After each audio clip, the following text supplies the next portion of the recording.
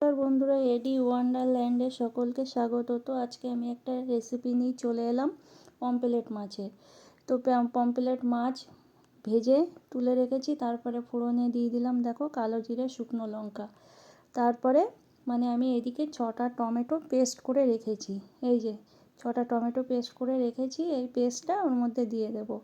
এই যে দিয়ে দিয়েছি, নাড়বো, কারণ এই টমেটোর মধ্যে প্রচুর জল হয়ে গেছিলো, ওই জন্য জল তো শুকাতে হবে, না শুকালে তো ভালো টেস্ট হবে না। তো এই রেসিপিটা কিন্তু খুব সুন্দর, টক ঝাল খেতেও খুব দারুণ লাগে, খুব ভালোই লাগে কিন্তু। তোমরাও কিন্তু করে খেতে পারো।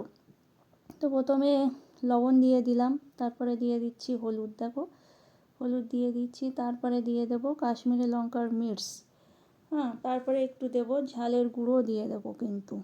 এই যে একে একে সব মশলাগুলো দিচ্ছি, ঝালের গুঁড়ো দিয়ে দিলাম একটু ঝাল হওয়ার জন্য, জিরের গুঁড়ো একটু দিয়ে দিয়েছি, আবার একটু নাড়ছি, নেড়ে একটু শোকাবো আর কি। তো তারপরে একটু আদা পেস্ট দিয়ে দিলাম, আদা পেস্ট দিয়ে নেড়ে নেব। এই যে নাড়ছি, নাড়ার পরে এবার ভাজা মাছগুলো সব দিয়ে দেবো ওর মধ্যে। মাছটা কিন্তু নরম, তো বেশিক্ষণ করা যাবে না, ওই জন্য মশলাটা ভালো করে কষিয়ে নিচ্ছি। মাছ দিয়ে তো বেশি কষানো যাবে না, ওই জন্য। তো ফুটে ভালো কষানো হয়ে গেছে, তখন মাছগুলো একে একে সব দিয়ে দিচ্ছি ওর মধ্যে।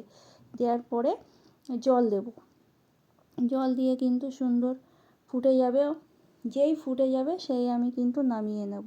বেশি জল দেবে না, অল্প পরিমাণে জল দেবে, মাছের উপরেই থাকবে জলটা।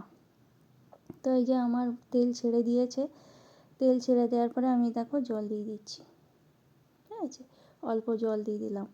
অল্প জল দিয়ে এবার যেই ফুটবে সেই নামাবো, যেহেতু মাছটা নরম ওই জন্য। এই যে ফাইনাল লুকটা দেখে নাও কেমন হয়েছে।